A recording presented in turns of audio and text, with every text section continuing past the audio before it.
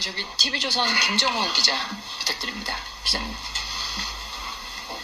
네, TV조선의 김정호입니다. 그 여사님 관련해서 좀 한 가지 더 질문 드리고 싶습니다. 그 대외 활동을 이미 뭐 좀 자제 내지는 자제가 아니라 아까 말씀드린 대로 대통령인 저나 제 핵심 참모들이 판단할 때 이거는 국익이라든지 이런 거와 관련해서 꼭 해야 된다 하는 거 아닌 것은 사실상 중단해 왔고 앞으로도 중단할 것이라는 것입니다. 예. 감사합니다. 사실상 중단 같은 이제 그런 거는 저희가 보기에는 이미 그 대선 때 이미 좀 내주에 충실하겠다는 그런 약속을 하신 바도 있고 그런 연장선상에서도 지금 볼 수 있을 것 같은데 저희가 좀 돌이켜보면 대선 때 그 이른바 그 한 유튜버와의 7시간 통화라든지 그리고 그 이후에 좀 성향에 좀 약간 좀 의심스러운 그 종교인과의 대화 그리고 지금 이른바 이제 명태균 씨 사건까지 쭉 이어져는 것들이 대부분 대외 활동에서 나온 거라기보다는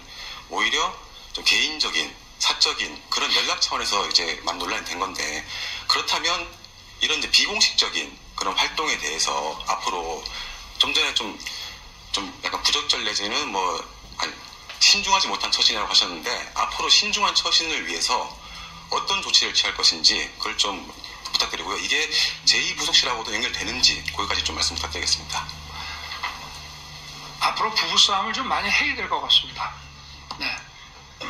대외 활동이야 이제 제2부속실을 통해서 이렇게 하면 되고 어떤 면에서 보면은 좀 순진한 면도 있고 제가 이거 제 아내라고 이렇게 변명하는 것이 아니라 하여튼 전체적으로 좀 우리가 이걸 이해하는 바탕 위에서 또 잘잘못을 엄정하게 이제 가리자는 것인데요. 이런 거죠. 제가 이제 오늘 뭐 좀 시간 많이 들여서 하기로 했으니까 저도 이렇게 짧게만 안 하고 제가 좀 말씀드리고 싶은 얘기를 좀 하겠습니다.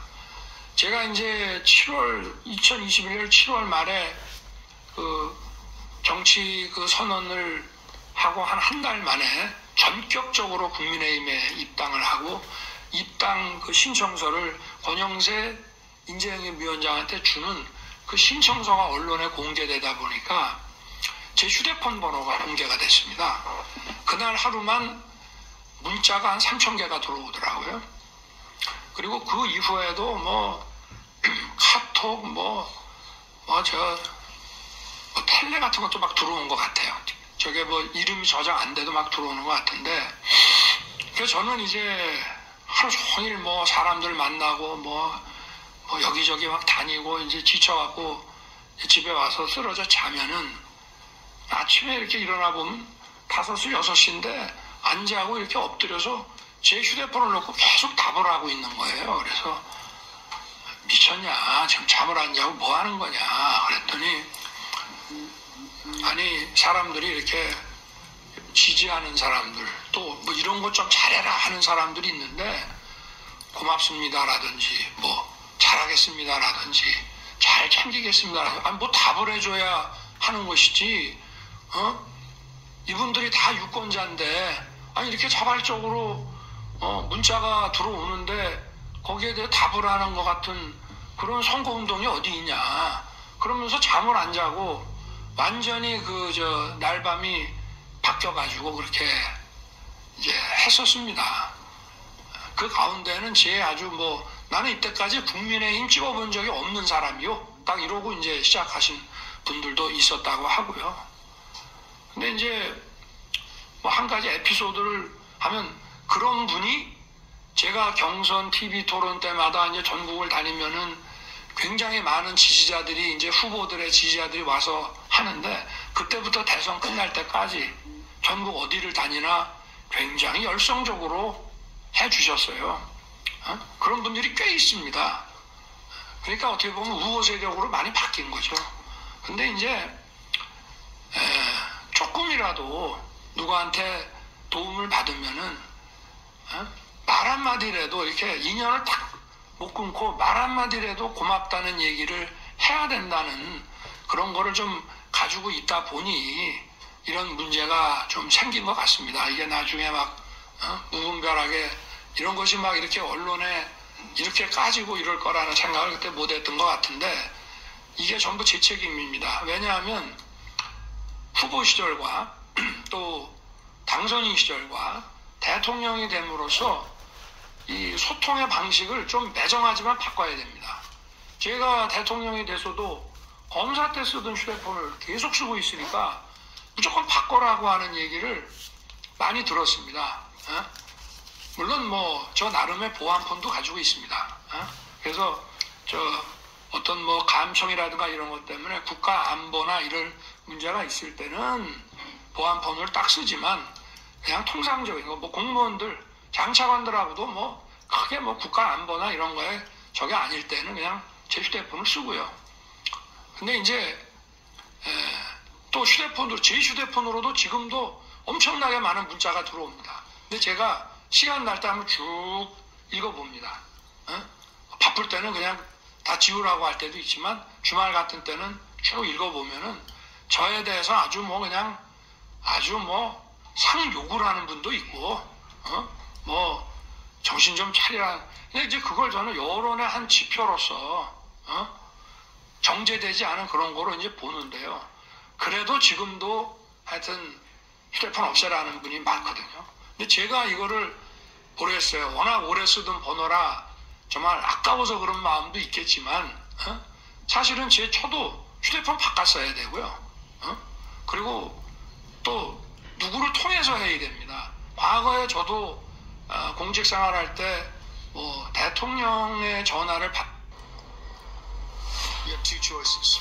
Get the money or skip it. Good choice.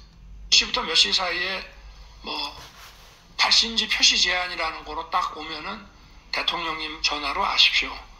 그렇게 해서 이제 그 시간 휴대폰 들고 기다리다가 딱 오면 이렇게 바꾸니 이렇게 했는데 저는 이제 그런 거를 안 한 것이 이제 과거에 그 전직 대통령 부부가 그런 프로토콜에 따라서 한 것이 다 이런 부적절한 이런 그 국민들 걱정 끼쳐드릴 만한 사고의 예방을 위한 건데 저는 또 아니 내가 번호 바꿔버리면 가까운 사람들도 그렇다고 다 일일이 이 번호라고 알려줄 수는 없지 않습니까? 그렇기 때문에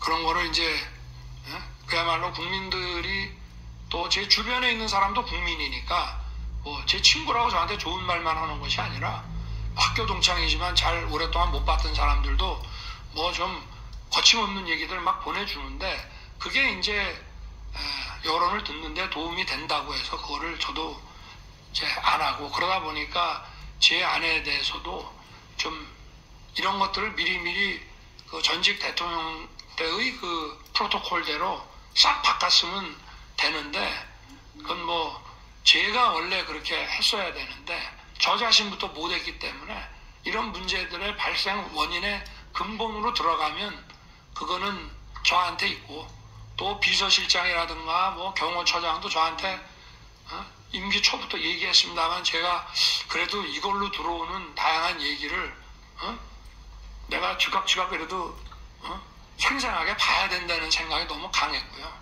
그리고 이제 예를 들면 당의 무슨 초선 의원들이 저한테 전화하면 제가 딱 받거든요. 그래서 아니, 무슨 일이에요? 딱 이러고 아니 뭐 좀 저희들도 시간 좀 내주십시오. 그러면 저도 뭐 저녁에 일정이 없으면 그럼 어디로 오세요? 이렇게 이제 하는데 의원들이 이런 대통령 처음 봤다는 겁니다. 원래 하려고 그러면은 절차에 따라서 비서실장, 정무수석 뭐 이렇게 통해서 뭐 미리 날짜를 잡아서 뭐 하고 대통령하고 직접 통화한다는 것 자체가 아예 불가능한 일인데 저는 하여튼 저하고 통화하신 분 아마 손들어라 무지하게 많을걸요. 또 저 텔레그램이나 문자로 서로 주고받은 분들 뭐 엄청나게 많습니다.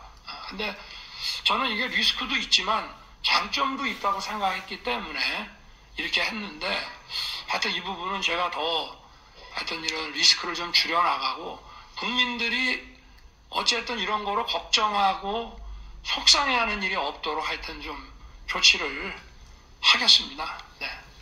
고맙습니다. 좋은 질문 해주셔서.